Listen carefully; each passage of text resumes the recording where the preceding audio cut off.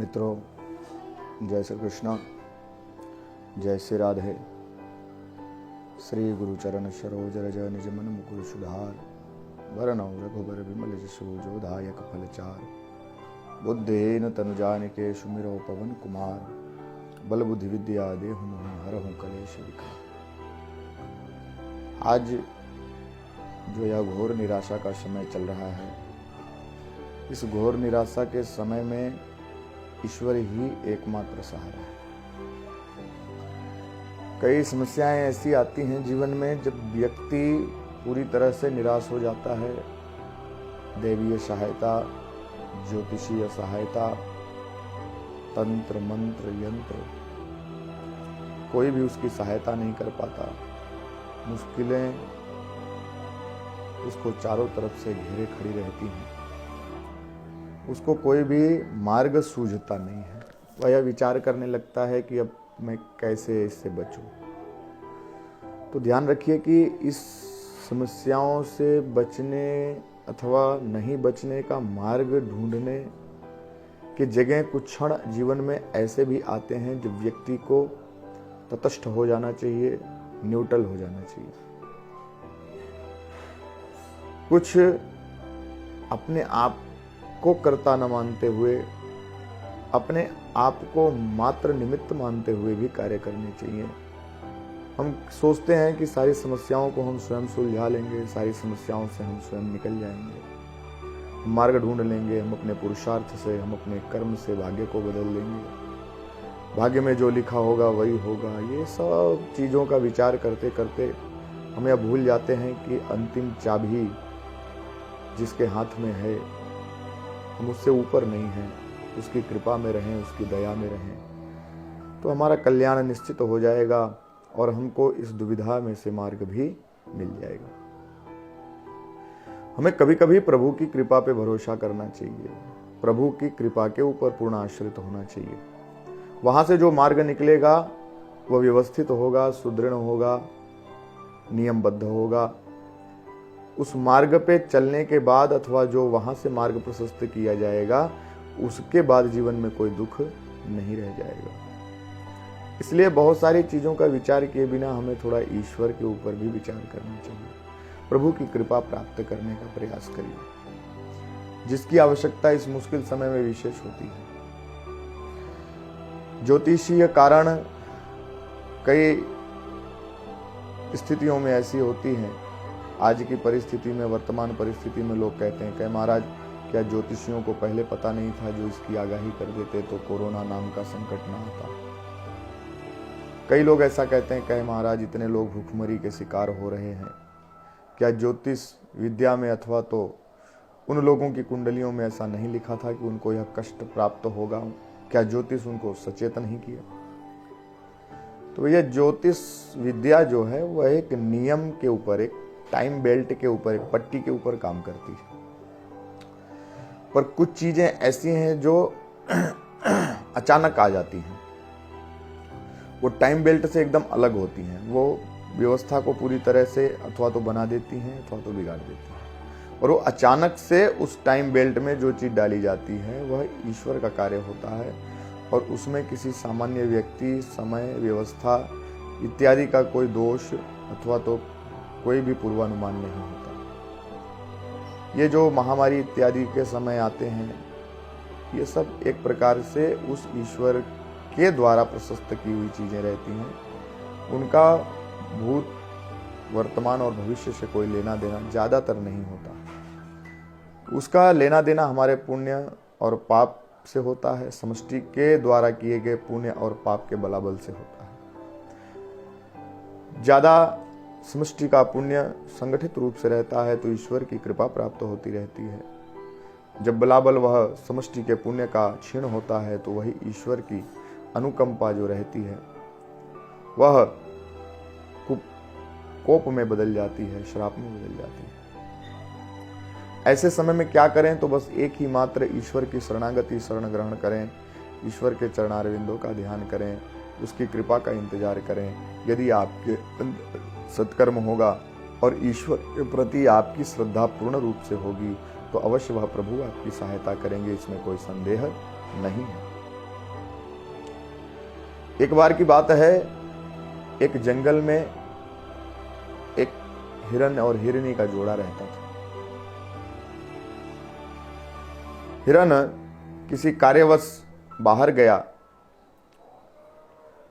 अपने परिवार के भरण पोषण के लिए बाहर गया और वहां एक सिंह द्वारा वह मारा जाता है। हिरनी गर्भवती थी, अकेली थी, कोख में पल रहे, गर्भ में पल रहे शिशु का भरण पोषण करना था। बहुत देर हो गया, हिरन नहीं आया, तो वह भी बाहर निकली, भोजन की तलाश में इधर उधर घूमने लगी। और कहते हैं महाराज, उस समय घनघोर बादल छाए हुए थे, वर्षा की ऋतु थी।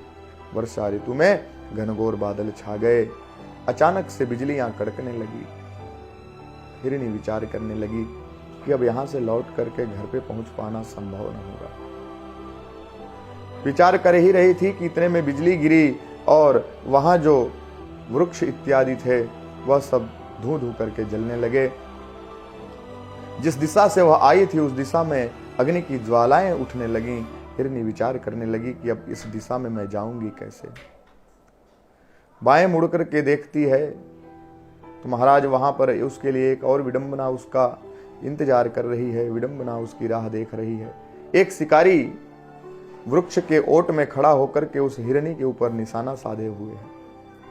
भयभीत तो हो जाती है, बाएं देखती है तो शिकारी और दाएं जब देखती है तो कहे महाराज उससे भी बड़ी विडंबना उसका इंतजार कर रही है। बाएं में शिकारी खड़ा है, प्रत्यक्ष भाग में अग्नि की ज्वालाएं धुधक रही हैं और कहते हैं महाराज जैसे ही दाएं तरफ देखती है तो एक सिंह उसका शिकार करने के लिए खड़ा है।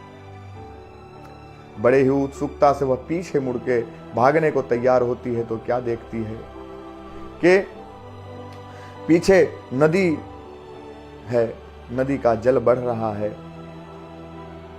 अब उसको वहां से निकलने का सारा मार्ग अवरुद्ध हो जाता है महाराज। अब वो कहीं निकल पाने की स्थिति में नहीं रहती। उसको ऐसा लगता है कि बस आज मेरा अंत यहीं पे हो जाएगा। क्यों? क्योंकि सामने तो अग्नि की ज्वालाएं हैं, पीछे नदी का बहाव है और बाएं साइड में शिकारी है और दाहिने साइड में सिंह है। मैं बच के जाऊंगी तो कहाँ जाऊंगी? ऊपर से मेरे पेट में 9 महीने का गर्भ है, गर्भ प्रसव होने की तैयारी में है। वातावरण सही नहीं है, समय अनुकूल नहीं है, चारों तरफ से शत्रु मुंह बाए खड़े हैं, और मैं क्या करूं? कहते हैं महाराज हिरनी को और कुछ समझ में नहीं आया। हिरनी ने विचार किया कि अब इस संकट के समय में मुझको मेरे प्रभु के सिवा और कोई बचा नहीं सकता। आंख बंद करके उसने अपने भगवान का ध्यान किया। भगवान का ध्यान करके उसने दोनों भुजाओं को भगवान की तरफ आकर्षित करके कहा महाराज इस सारे संसार में अब मेरा कोई नहीं है जो मेरे प्राणों को बचा सके। मैं आपके शरणागति को प्राप्त हुई हूँ, मैं आपके चरण शरण में आई हूँ। अब मेरा कोई नहीं, आप ही मेरी रक्षा करो,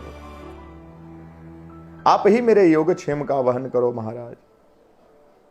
कहते हैं जैसे ही वह भगवान के शरणागत हुई है, भगवान को तुरंत दया आई। भगवान की ऐसी कृपा हुई, एक क्षण में कहते हैं महाराज पूरा पासा पलट गया। उधर शिकारी जो निशाना ताके बैठा हुआ था, जैसे ही हिरनी के ऊपर उसने अपने बाण का संधान किया, बाण का प्रयोग करना चाहा, उसी समय कहते हैं महाराज आकाश मार्ग में बिजली चमकी और उसकी आंखें थोड़ी सी बंद हुई, निशाना चूका और कहते हैं हिरनी के ऊपर से बाण निकल करके सामने जो सिंह हिरनी के ऊपर घात लगाए बैठा था, उस सिंह के मुंह को फाड़ते हुए पेट में वह बाण घुस गया और सिंह वहीं पे घायल होकर इधर उधर भागने लगा।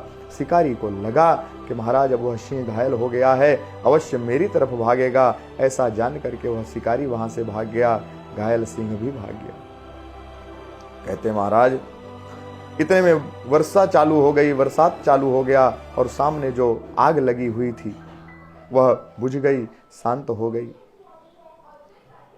अभी तक उस हिरनी के पास निकलने का एक भी मार्ग नहीं था। अब उसको वहां से बच निकलने के लिए एक क्षण में ईश्वर ने 3 मार्ग खोल दिए। बाएं से जाए, दाएं से जाए अथवा सामने से जाए, सारे मार्ग उसके खुल गए महाराज। यह है प्रभु की कृपा, यह है प्रभु की अनुकंपा।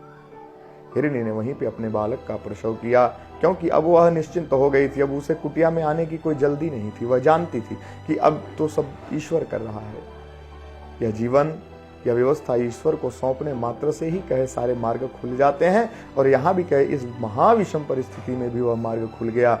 हिरणी खूब प्रसन्न हुई, प्रसव किया बालक को और फिर बालक को लेकर के अपने निवास स्थान पे गई। कहने का मूल भाव यह है कि भगवान की कृपा मिल जाए तो सब कुछ संभव हो जाता है। इसमें कोई भी दो मार नहीं है, इसमें कोई भी दो राय नहीं है। हमें बस भरोसा, ऐसे मुश्किल समय में सब कुछ छोड़ करके हमें ईश्वर पे पूर्ण भरोसा करना चाहिए। अनन्यास चिंतयन्तो मां ये जनाम पर्युपासते तेषाम नित्याभियुक्तानाम योगक्षेमम वहाम्यहम्। यह ईश्वर का वचन है भैया, ध्यान रखना। लेकिन शर्त है इसमें, अनन्यास चिंतयन्तो माम ये जना पर्युपासते।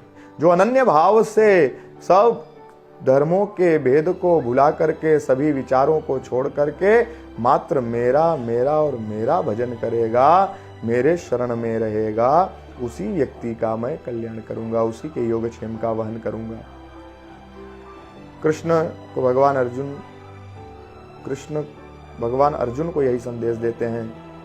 सब धर्मों का भेद भुला के एक मेरा शरणामृत हो जा। मैं हर पाप से मुक्ति दूंगा, शोक न कर मेरी भक्ति में खो जा, शोक न कर मेरी भक्ति में खो जा। भगवान की शरणागति ही भगवान की कृपा पाने का एकमात्र मार्ग है। इसलिए हमारे आपके जीवन में भी कई ऐसे अवसर आते हैं, कई ऐसे समय आते हैं जब हम समस्याओं से घिर जाते हैं और हमें कोई भी मार्ग दिखाई नहीं देता कि हम इन समस्याओं से बच सकें। ऐसे समय में आप अपने उत्तरदायित्व का पूर्ण रूप से निर्वाह करते हुए, अपने कर्तव्यों का पालन करते हुए भगवान के शरणागत हो जाइए, भगवान के शरण में चले जाइए। काम, क्रोध, मद, लोभ, मान, दम्भ, मत्सर, ईर्ष्या इत्यादि जो कोई भी दुर्गुण है, वह किसी भी दुर्गुण को ध्यान में रखेगा। जो कोई उसके शरणागत हो गया, वो उनके सभी पापों को नष्ट करके उनको मार्ग प्रदान कर देता है। भगवान शरणागत की रक्षा करते हैं। इसलिए प्रभु की कृपा प्राप्ति करने का विचार करिए, प्रभु की कृपा में रहने का विचार करिए। इस मुश्किल समय में जरा सा भी तकलीफ मत मन में लाइएगा। ये समय आया है और निकल जाएगा, कभी कोई समय स्थिर नहीं रहता। बस थोड़ा अपने मन को स्थिर रखिए, भगवान में रखिए, भगवान अवश्य अपनी कृपा करेंगे और सबका कल्याण करेंगे। मन से मजबूत रहिए भैया। ईश्वर सबका रक्षण करे, सबका पोषण करें। इसी भाव के साथ मैं सभी से आग्रह करता हूँ, इस मुश्किल समय में एक दूसरे की मदद करिए और ईश्वर पे भरोसा रखिए, क्योंकि इस समस्या से छुटकारा ईश्वर ही दिला सकता है और किसी के बस में कुछ भी नहीं है। ध्यान रखिएगा। अभी औषधि इत्यादि की भी खोज नहीं हुई है। कोरोना नाम के इस महासंकट में औषधि की भी खोज नहीं हुई है, औषधि का भी अन्वेषण नहीं हुआ है। तो इस समय जो कुछ भी व्यवस्था चल रही है वो सब ईश्वर प्रशस्त ही है भैया। इसलिए ईश्वर के शरणागत जो रहेगा इस समय, वह बचा रहेगा, वह उनकी कृपा में रहेगा। इसलिए ईश्वर की कृपा में रहिए, ईश्वर की दया में रहिए, ईश्वर के शरण में रहिए। बोलिए जय श्री राधे, जय श्री श्याम, उमापति महादेव की जय हो।